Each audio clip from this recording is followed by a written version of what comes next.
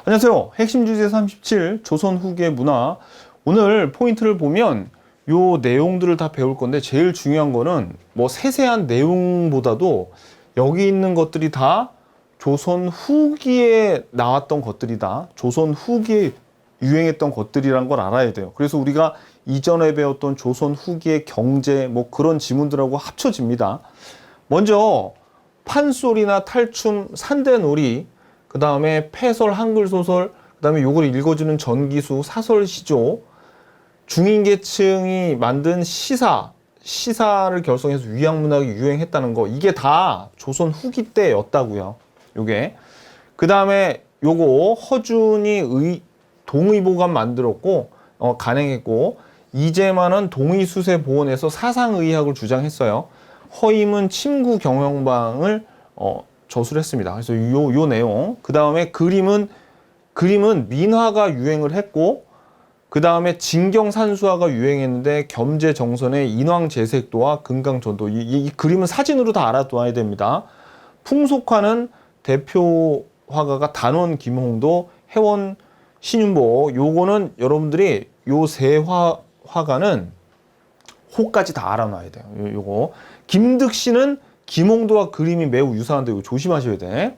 강세형의 영통동구도 요거는 제일 중요한 게 원근법을 사용했습니다. 그 다음에 김정희의 세안도 요것도 요 그림을 알아둬야 되고, 그 다음에 청화백자가 유행했고, 건축물은 보은 법주사 팔상전하고 수원 화성 요렇게만 알면 됩니다. 오케이. 자, 그러면 우리 기본서 보자고요. 자, 기본서 157페이지 조선 후기의 문화에서, 그러니까 요 핵심 주제 37은 여러분들이 지금부터 저하고 좀 볼 텐데 중요한 거는 이게 중요해요. 예를 들어서 제가 이제부터 공연에 대해서 판소리, 탈춤, 산대놀이를 이제 여러분들하고 수업을 할 거 아닙니까? 근데 중요한 거는 그냥 조선 후기 때는 판소리, 탈춤, 산대놀이가 유행했구나, 이런 게 중요한 거지.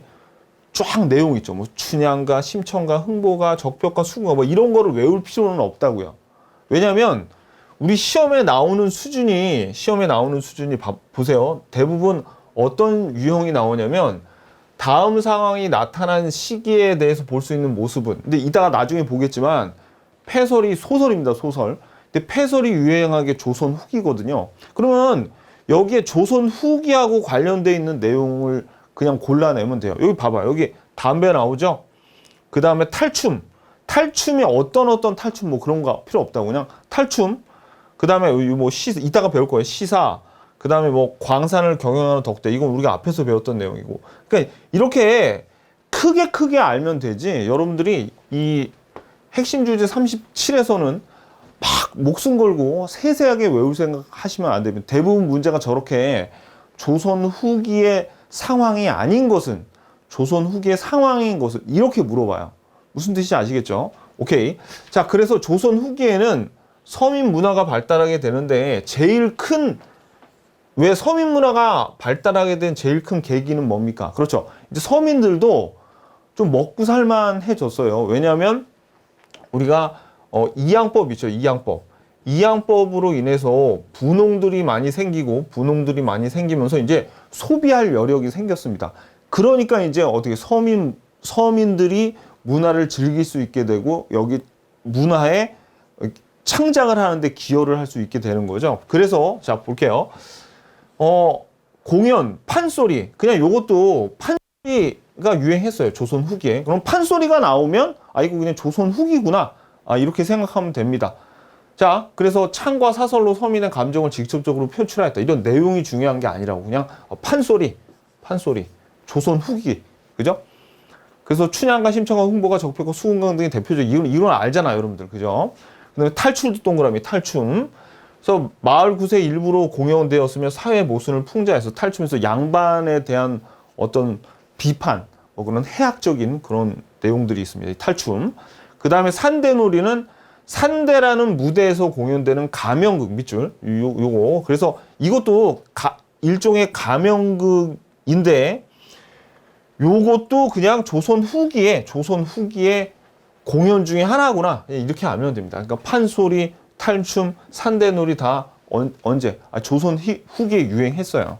내용보다도 이런 게 조선 후기에 유행했다는 게 중요한 겁니다. 오케이. 자, 그 다음에 문학의 새 경향. 여기서 패설의 유행. 패설이 소설이에요, 소설. 그래서 패설, 요것도 패설이 유행했다.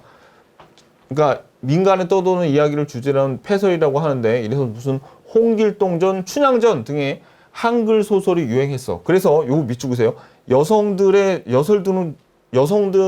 중심으로 돈을 주고 소설을 대여하는 새 책이 성행하였다. 그럼 이런 것들이 다 지금 뭘 나타내고 있는가? 조선 후기를 나타내고 있다고요.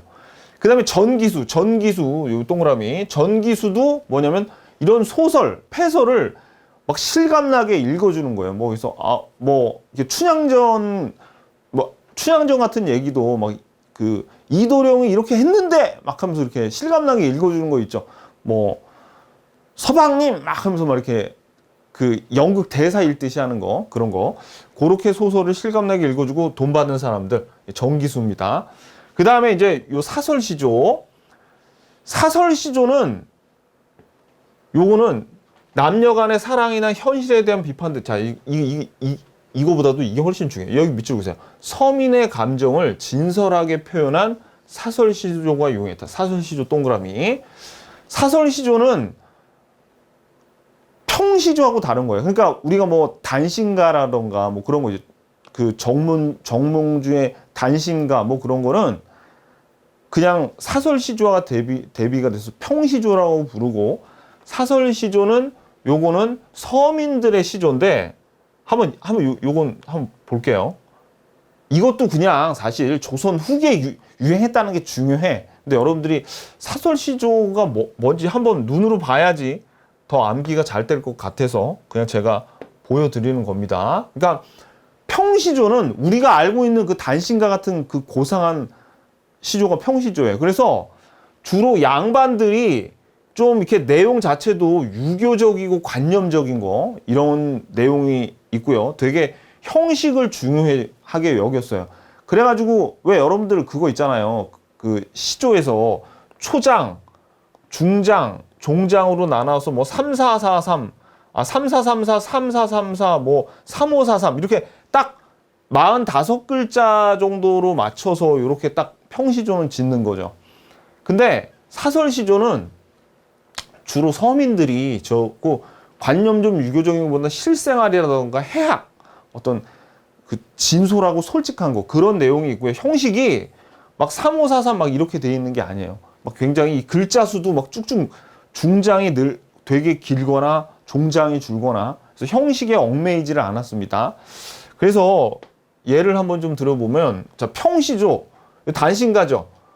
3, 4, 3, 4, 뭐 3, 4, 4, 4, 뭐 이런 식으로 좀 이렇게 45글자 정도 돼, 이게. 평시조는 딱 이렇게 해서 내용 자체도 되게 유교적인데, 사설시조 봐봐요. 내용 자체가 중요한 게 아니라, 봐봐, 여기 초장, 중장, 종장이 길이가 비슷하죠. 근데 얘 봐봐. 얘는 중장이 이만해. 그러니까 형식 파괴. 사설시조. 내용도 두꺼비가 파리를 물고 뭐 두어 무희 치다라 앉자. 뭐 이것도 지금 그 권력층 양반을 굉장히 비판하는 그런 해학적이면서도, 굉장히 해학적이면서도 풍자적인 그런 내용이에요. 요거. 오케이. 자, 그래서 사설시조는 이런 거구나. 서민들이 그냥 시조가 굉장히 형식을 중요시하고 어떤 유교적인 내용이었는데 되게 해학적이고 서민의 감정을 진솔하게 표현한 시소가 사설시조다. 전기수, 패설. 중요한 게 뭐라고요? 그냥 조선 후기라고. 조선 후기. 오케이? 예, 이게 중요해요. 자, 그 다음에 이제 요 시사하고 위학문학은 우리가 앞에서 봤네. 요거, 어디서 봤냐면 우리가 핵심 주제 34에서 여기 적어 놓으세요, 여러분들. 요 내용이 어디에 나오는 핵심 주제 34의 교재 149페이지에 중인들이 소청운동을 했었잖아. 근데 소청운동이 받아들여지지 않아서 그냥 시사를 조직하고 위학문학을 전개했다. 이렇게 나오죠. 그래서 봐봐. 여기 중인 서민계층이 문예 모임인 시사를 조직해서 활동했고요. 그 다음에 유양 문학은 조선 후기 서울 지역인 중인 이하 계층이 이끌어간, 자, 요거는 한문학을 하려, 한문학. 요 시사는 문의 모임이고, 자, 그래서 한문학 활동을 말하는 거예요. 그래서 중인층 이하 인물의 행정기인, 중인층 이하에서도 좀 뛰어난 사람들 있죠? 뛰어난 사람들이 이항 견문록이란 걸 쓰고요. 그 다음에 향리들도 좀 뛰어난 향리들이 있을 거 아닙니까? 중인이잖아요, 향리도, 그죠? 연조, 귀감. 뭐 이런 게 있어요. 근데 이런 거 저하고 지금 얘기했죠. 근데 중요한 거는, 이게 중요하다니까? 이게 왜? 시사 유양문학. 조선 후기라고. 무슨 얘기인지 아시겠죠? 이항 견문록, 연조, 귀감? 몰라도, 그러니까 그냥 저하고 봤어요, 지금. 저하고 수업하면서 봤죠. 기억하면 좋고 잊어버려도 그만이야. 시험에 거의 안 나와요. 잘 안 나와요. 나오긴 나왔는데 연조, 기금 요거 가지고 한번 좀 중요하게 다뤄지긴 해서 딱 한 문제 역대 그 한능검에서 근데 또 나올 가능성이 희박하니까 그냥 이런 게 이항 견문록하고 연조, 기금 같은 게 있구나라는 걸 저하고 지금 한번 봤죠. 잊어먹어도 괜찮아.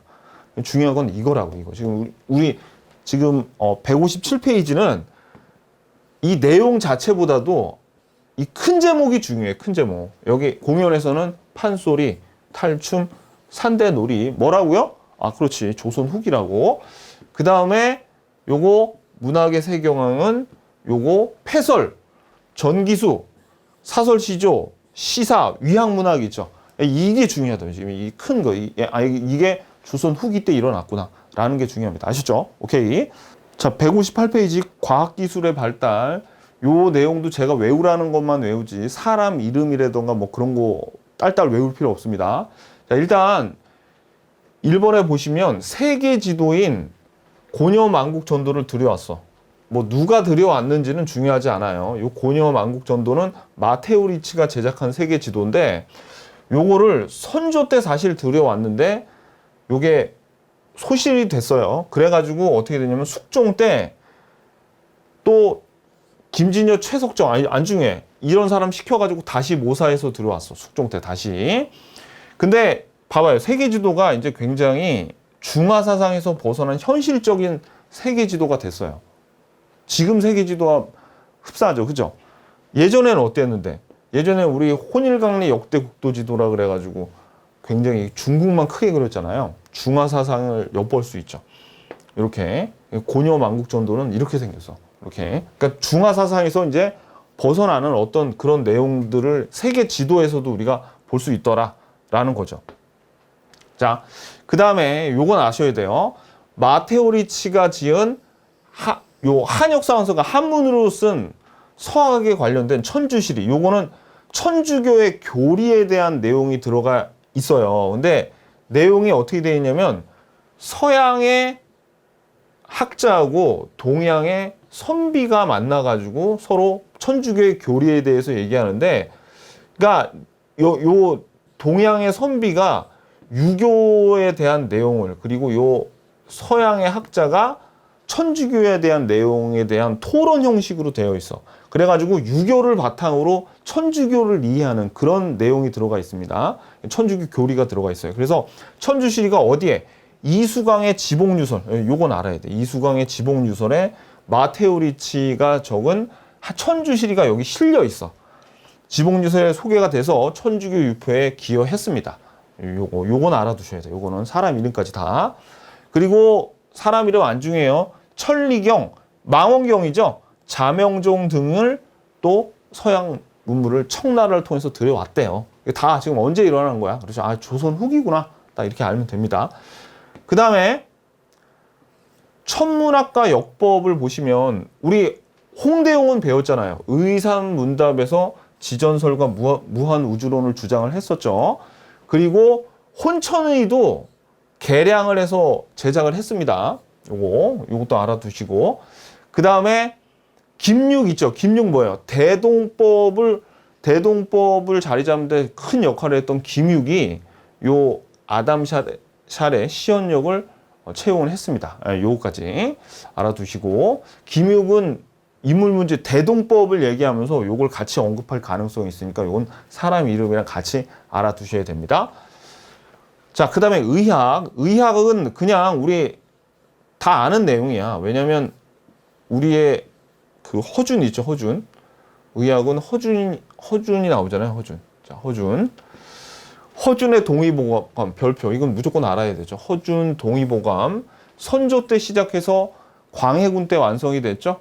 그래서 한의학을 집대성한 백과사전입니다. 그리고 이재마의 동의수세보원도 잘 나와요. 이재마의 동의수세보원에서 여기선 사람의 체질을 사상 4개로 구분했어요. 그래서 사상의학을 확립했죠. 이거 여러분들 다 아시죠? 사람을 태양인하고 그러니까 그러니까 요거를 양인하고 음인하고 2개로 나누고, 또 양인은 태양인과 소양인, 음양인은 태음인과 소음인으로 이렇게 4개로 나눴어. 그러니까 사상의학이죠.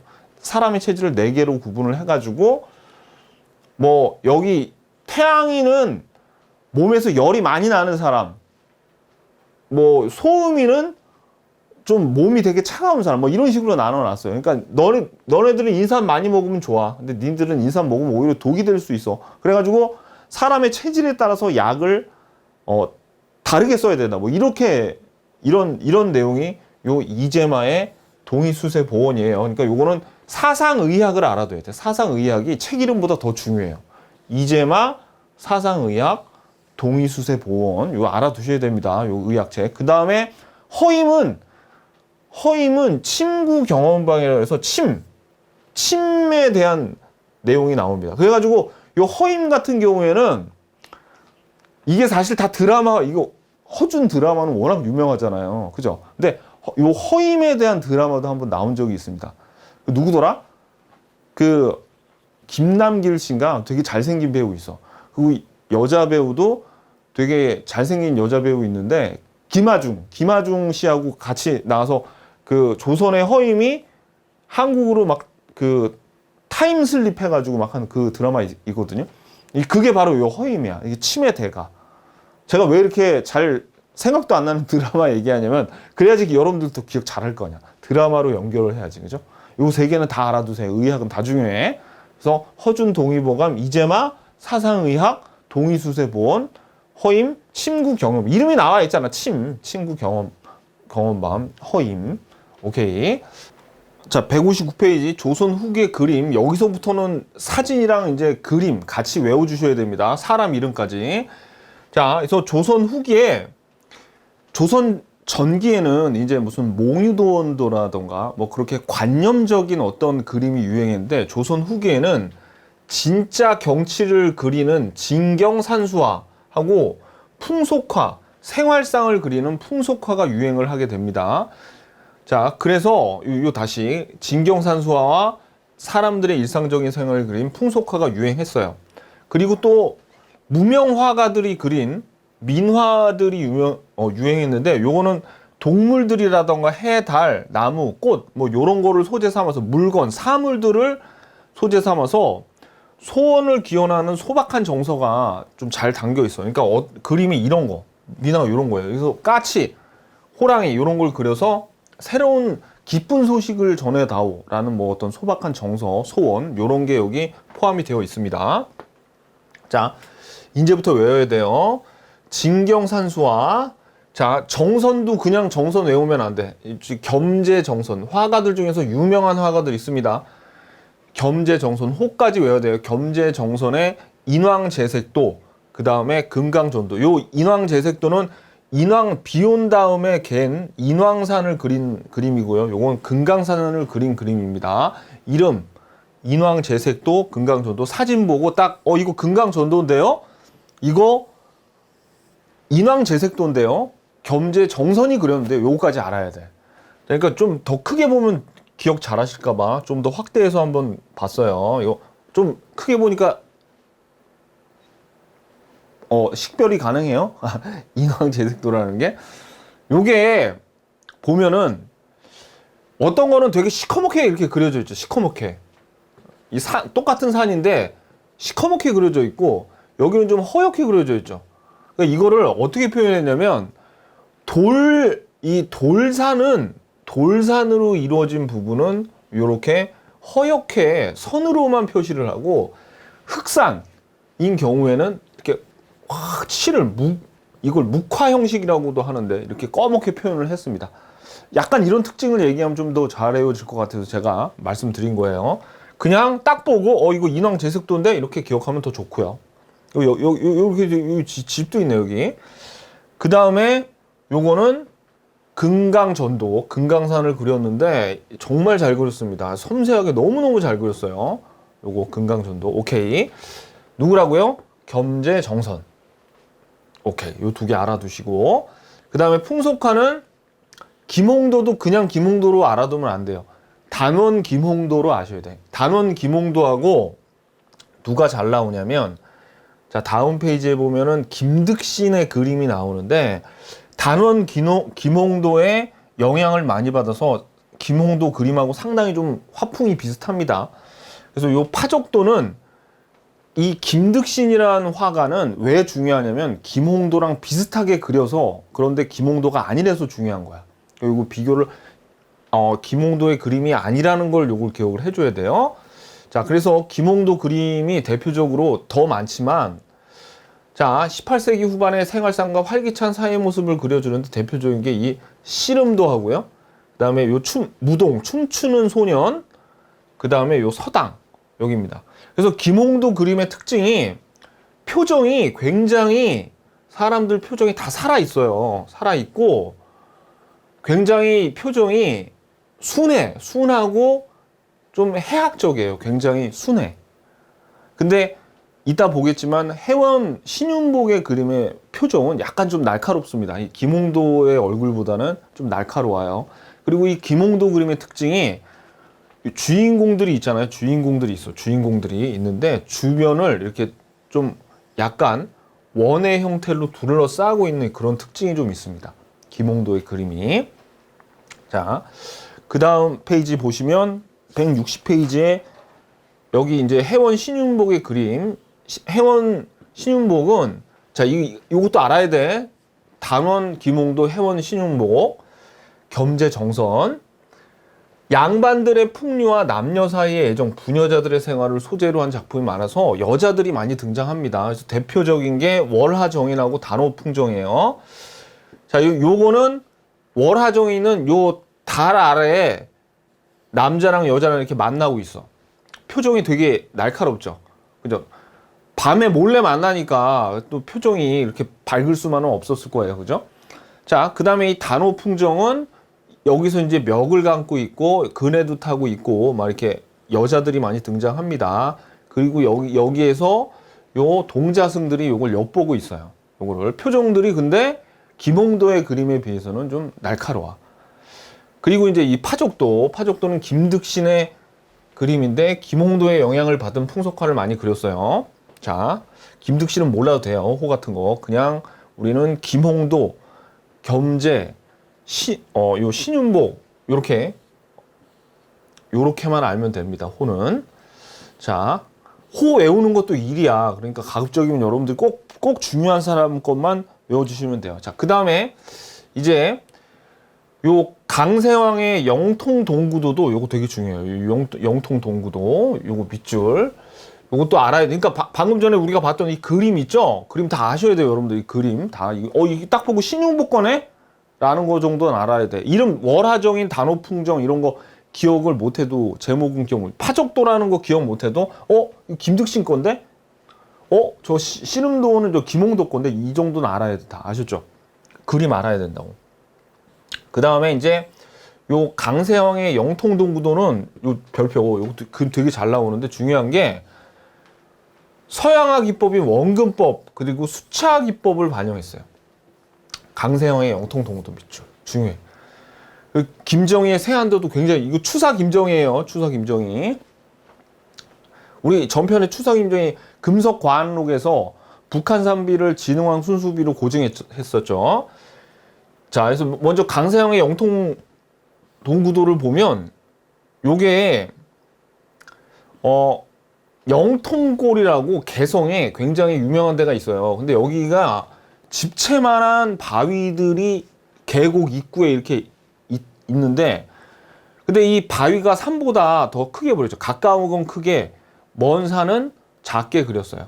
그리고 여기 보시면 조그맣게 보면 여기 이제 이거 좀 확대해서 볼게요. 이 그림을 영통동구를 확대해서 보면 여기 지금 나귀를 타고 가 있는 선비하고 그 다음에 여기 따르는 시동이 있어. 요거까지 이렇게 섬세하게 그렸습니다. 그래서 사실 이 그림을 그리게 된 계기 중에 하나가 바위가 이 입구에 너무나 집채만하고 큰 바위가 있어서 거기에 감명을 받아서 이걸 그린 것도 있어요. 여기 강세양이. 오케이. 자, 그 다음에 여기 이제 세안도는 요거는 시험에 여기 이제 집 있죠. 그리고 여기 이게 소나무가 있고 여기 잣나무가 있는데 요렇게 그림으로만 나올 수도 있고 원래 이 옆에 긴 글이 있습니다. 그러니까 세안도를 보면은 보세요. 원래 그림이 이렇게 있고 여기 글이 있어요. 여기 글이 있어. 그럼 세안도는 말 그대로 이게 추운 이 시기에 대한 그림이야. 굉장히 추워. 나 진짜 외롭고 추워. 뭐 이런 거를 좀 나타내는데 왜냐면 제주도에 유배를 갔어요. 김정희가 유배를 갔는데 아무도 자기한테 그 다음부터 이제 진짜 딱 권력이 없어지니까 다 끊겼는데 자기의 제자 중에 이상적이란 제자만 자기를 끝까지 돌보고 그 다음에 북경에서 귀한 책도 사다 줘가지고 너무 고마워가지고 이 그림을 그렸다 그런 이제 내용들이 여기에 적혀 있습니다.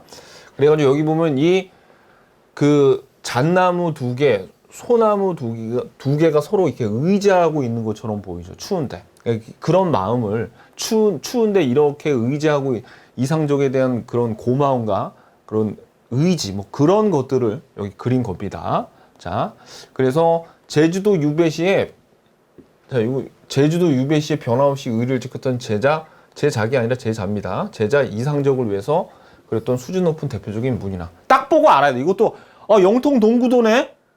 이거 원근법 서양화합 수채화 기법을 썼네 라는 거 알아야 되고 그 다음에 이거 세안도 김정희 오케이 딱 보고 알아야 돼. 딱 보고 그게 중요합니다. 딱 보고 아는 게 중요해. 여기까지가 그림이에요.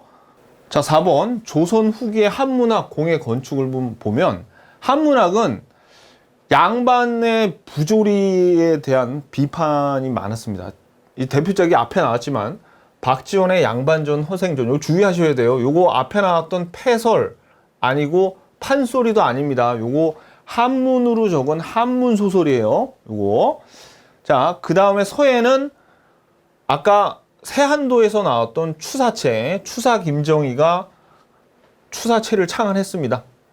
그 다음에 청화백자는 자, 백자가 어떻게 생겼냐면 좀 자세히 볼게요. 여기 백자에 이렇게 파란색 안료, 코발트 안료인데 보세요. 그러니까 이런 파란색이 나는 안료가 코발트거든요. 근데 조선 전기 때부터 만들어지긴 했습니다. 근데 조선 전기에는 이 안료를 구하기가 중국에서 수입을 해야 되는데 매우 좀 힘들었고 가격도 비쌌어요. 근데 이제 조선 후기가 돼서 무역이 활발해지면서 이제 안료를 싼 값에 들여오게 돼서 이제부터 대중화가 되기 시작했습니다. 자, 그래서 볼게요.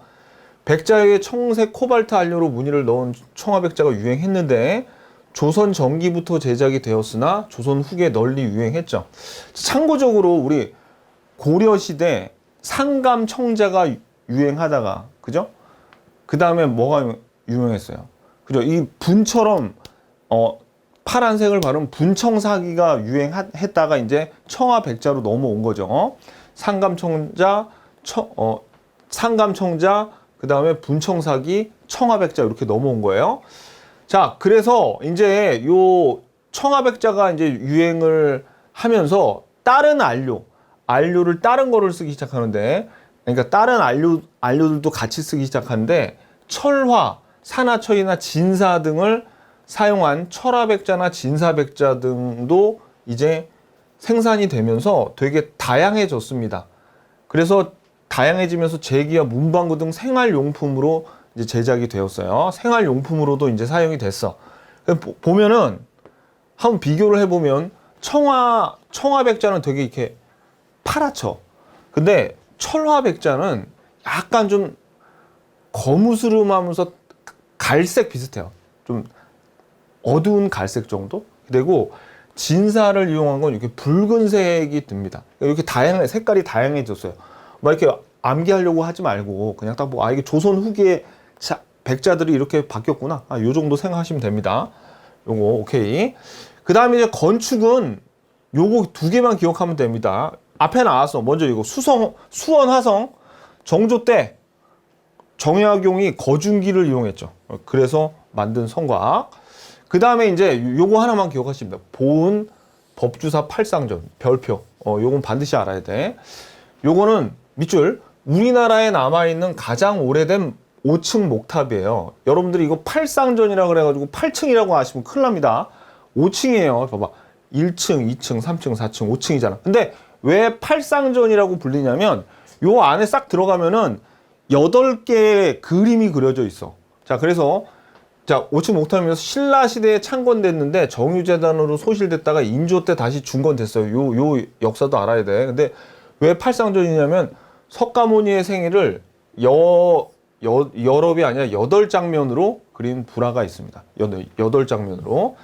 그래서 팔상전이라고 하는 거예요. 아셨죠? 오케이. 여기까지 봤으니까 요거, 그러니까 이번 챕터는 단순하게 외울 거 외워주면은 그냥 끝나는 겁니다. 포인트 가자고요. 자, 포인트. 판소리, 탈춤, 산대놀이, 패설, 한글소설, 전기수, 사설시조, 여기 중인계층이 시사결성하고 위약문화했다는 게 다 그냥 조선 후기 때 이게 유행한 게 중요한 거예요. 이 자체가 세세한 내용보다. 그 다음에 우리 이제 허준이 동의보감, 그 다음에 이재만은 사상의학이 들어가 있는 동의수세보원, 허임의 친구 경험법, 요 정도는 좀 알아두셔야 돼요. 이게 허준의 동의보감은 정말 중요하고 나머지 두 개는 오답으로 많이 나옵니다. 그 다음에 이 그림은 우리가 민화가 유행했었죠. 그 다음에 진경산수화는 겸재정선의 요 인왕제석도 금강준도 요 두 개는 꼭 기억하시고요. 그 다음에 풍속화도 우리가 단원 김홍도, 이 세 화가는 호두 다 알아놔야 돼. 단원 김홍도의 그림 3개 정도 기억하시고요. 신윤복도 그림 2개 정도만, 더 많지만 기억하고, 김득신도 파적도 하나 정도는 좀 기억하셔야 돼요. 그 다음에 강세왕의 영통동구도 원근법을 사용하고 서양의 수치화 기법을 사용했죠. 김정희의 세한도, 요것도 기억하셔야 되고, 그림을 알아둬야 됩니다. 그 다음에 청화백자 유행했고, 보은의 법주사 팔상전, 그 다음에 수원 화성, 요 정도 알아두시면 됩니다. 자, 이제 요 내용 알면 우리가 기출문제도 쉽게 풀릴 겁니다. 기출문제 보러 가자고요.